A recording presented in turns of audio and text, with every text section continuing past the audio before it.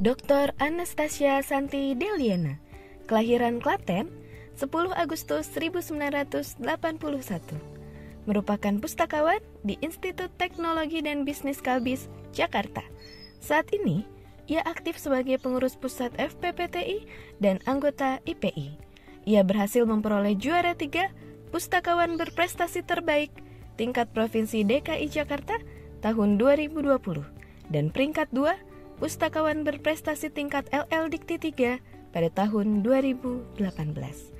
Salah satu inovasi unggulannya adalah live shopping yang bertujuan sebagai media pemasaran produk kemas ulang informasi.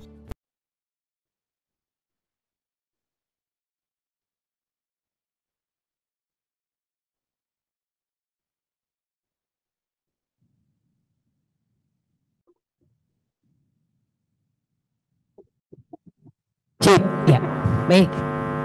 Baik, selamat siang Bapak Ibu sekalian yang terhormat, yang saya cintai, Bapak Ibu juri, dan juga teman-teman yang sama-sama berjuang ya hari ini untuk menyampaikan presentasi dari topik yang baru aja kita ketahui kemarin dan harus malam itu sudah selesai.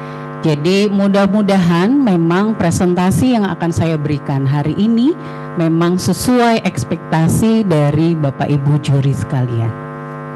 Saya akan menyampaikan terkait disaster preparedness in libraries.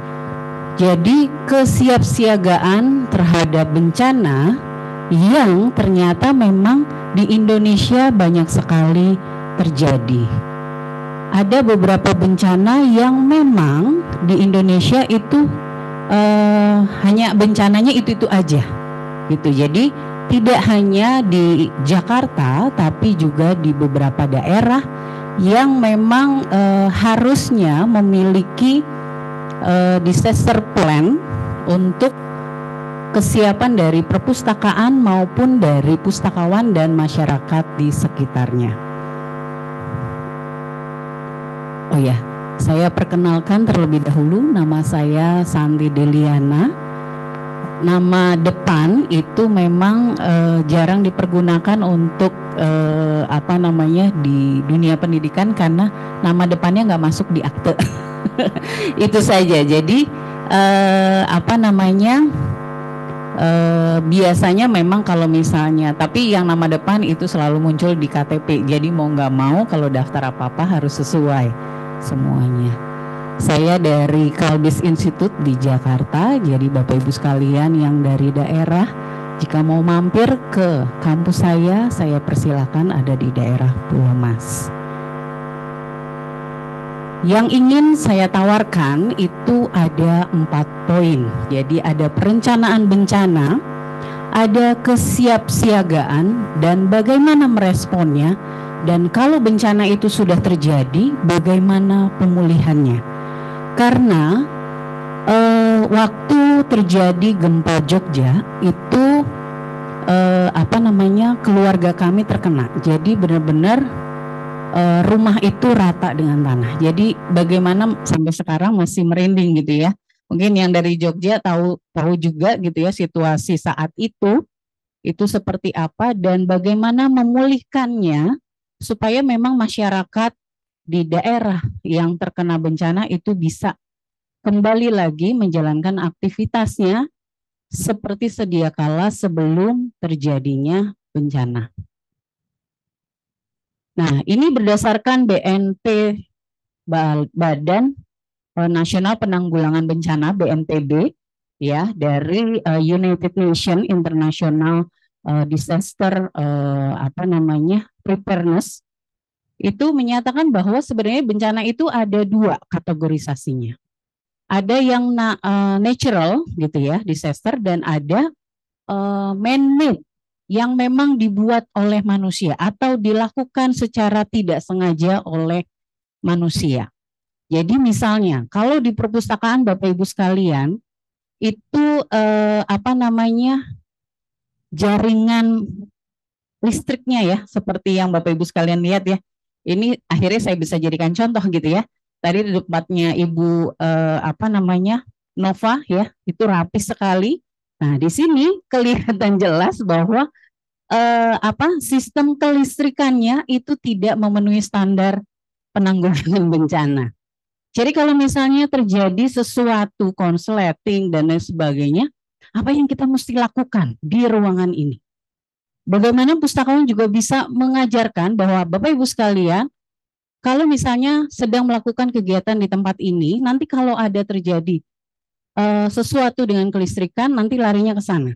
Nanti belok ke kiri atau ke kanan, nanti akan menuju ke tangga darurat. Kalau misalnya terjadi gempa, ini posisinya di lantai 3, jadi kemungkinan guncangannya juga termasuk agak berasa ya. Kalau tidurnya kemarin di lantai 14 itu pasti goyangannya lebih dahsyat lagi gitu ya. Itu akan lebih berasa. Nah, bagaimana kita juga bisa menyampaikan kepada pustakawan kita situasinya harus seperti apa. Yang terjadi di Indonesia ini ada 6 bencana yang banyak terjadi di tahun-tahun yang ini ada 2000, paling terakhir datanya dari 2020. Jadi yang paling banyak itu ternyata adalah kebakaran hutan, Bapak Ibu sekalian. Jadi di Indonesia ya, karena daerahnya itu banyak sekali hutan-hutan, dan kalau misalnya situasinya sedang panas ya, jadinya akhirnya kebakaran hutan itu sering terjadi di daerah Kalimantan. Nah, bagaimana pustakawan atau perpustakaan di sana itu bisa mengajarkan bagaimana menanggulanginya. Sampai saya pernah ke sana itu juga merasakan kok ternyata paru-parunya orang sana itu lebih kuat ya daripada kita, karena dia sudah terbiasa menghadapi kebakaran hutan. Lalu yang kedua ini adalah puting beliung, Bapak Ibu sekalian. Jadi data ke bencana itu ternyata puting beliung itu banyak juga terjadi. Lalu banjir ya, kalau di Jakarta, kantor saya itu langganan banjir. Setiap tahun pasti banjir. Beruntung waktu zaman Ahok itu dibuatkan Ria Rio, ya. Jadi ada di ujung Jalan Pulau Mas itu ada waduk Ria Rio. Setelah itu tiap tahun kita nggak pernah kebanjiran, hanya 5 tahun sekali masih kebagian.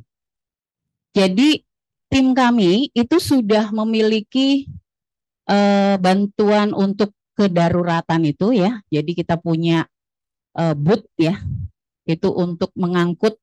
Jadi pernah satu masa itu kejadian banjir di Jakarta dan mahasiswa nggak bisa pulang.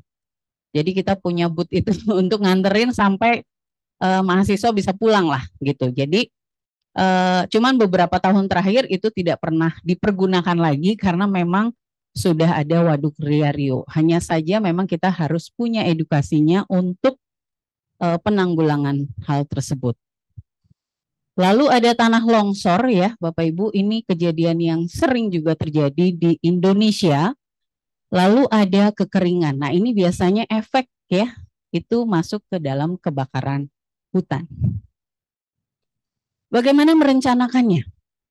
Bagaimana setelah kita tahu bahwa bencana itu ternyata tidak bisa dihindari ya. Ini bencana itu kan kita nggak pernah bikin bencana enggak. Jadi pasti itu sesuatu yang memang kita nggak tahu tuh kapan itu akan terjadi. Kita nggak, walaupun misalnya kita tahu bahwa besok itu akan hujan deras, tapi kita nggak tahu apakah memang itu akan menyebabkan kebanjiran. Kita harus menyusun ya perencanaan kebencanaan ini dengan komprehensif dan tetap mempertahankan fleksibilitas.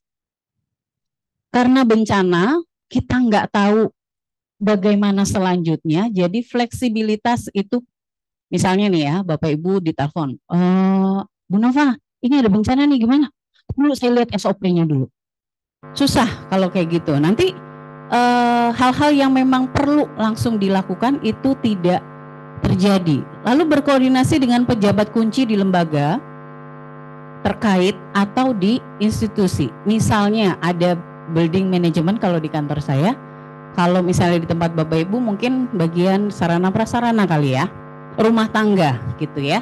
Jadi biasanya mereka sudah mengikuti P3L ya kalau nggak salah, yang pelatihan kebakaran dan lain sebagainya. Kita harus berkoordinasi bagaimana kita akan melakukan perencanaan ini. Lalu menyediakan sumber-sumber informasi bencana lokal. Jadi kalau misalnya sumber-sumber informasi orang Kalimantan dengan orang Jawa itu beda. Orang Jawa itu masih punya kentongan kalau misalnya akan gempa, ya dibunyiin. Karena di rumah mertua saya masih punya. Gempa udah pasti. Karena kemarin kan sempat gede sekali ya waktu gempa waktu itu. Dan sirene dari pemerintah itu nggak punya. Jadi akhirnya tetap pakai bantuan lokal ya dengan menggunakan kentongan. Menyiapkan alur komunikasinya. Kalau bencana ini terjadi, saya harus nanya siapa, ngomong sama siapa, dan lain sebagainya. Kesiapsiagaan ya, mengidentifikasi atau menginventaris persediaan yang dibutuhkan untuk skenario bencana tersebut. Lalu menyiapkan materinya dengan bahasa lokal. Jangan menggunakan bahasa-bahasa yang sulit dipahami Bapak Ibu. Apalagi misalnya, kalau misalnya di daerah Jawa gitu ya, kalau bisa pergunakan pakai bahasa Jawa. Kalau di Bali, pergunakan pakai bahasa Inggris. Ya, tadi mungkin Bu Nova bisa tuh translatein gitu ya. Nah, itu bisa disiapkan untuk penduduk lokal di Bali. Karena mungkin mereka sudah terbiasa mempergunakan bahasa lokal tersebut. Melakukan edukasi kesiapsiagaan bencana. Tadi Pak Farid ya, Pak Farid itu sudah sering melakukan. Bagaimana sih gitu ya, akhirnya semuanya ketularan, mengajarin dan lain sebagainya. Lalu membangun kesadaran. Jadi jangan nunggu bencananya terjadi baru ngerti gitu. Disiapin dulu. Namanya bencana kita nggak pernah tahu. Gitu ya. Responnya menyediakan informasi. Kalau banjir saya harus nyemplung atau tunggu dulu gitu ya. Itu kan kadang orang gitu. Ada yang ke bawah arus gitu ya. Itu saya harus nolong tapi saya nggak bisa berenang kan, harus membuat keputusan-keputusan cepat gitu ya.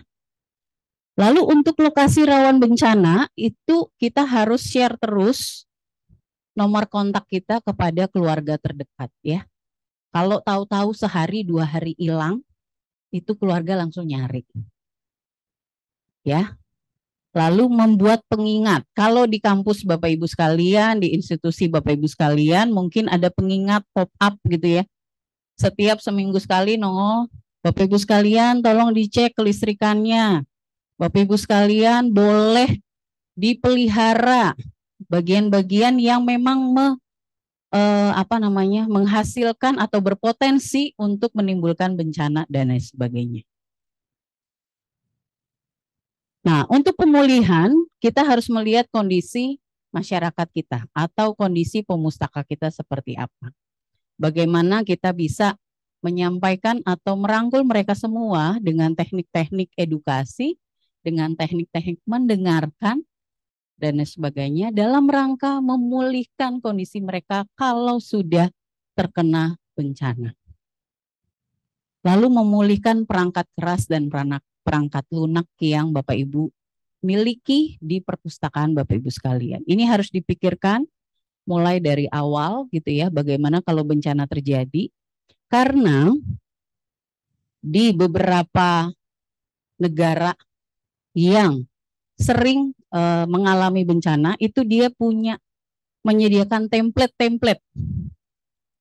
Jadi template tersebut itu bisa langsung di-download, diganti namanya, diganti lokasinya, dan bisa dipergunakan.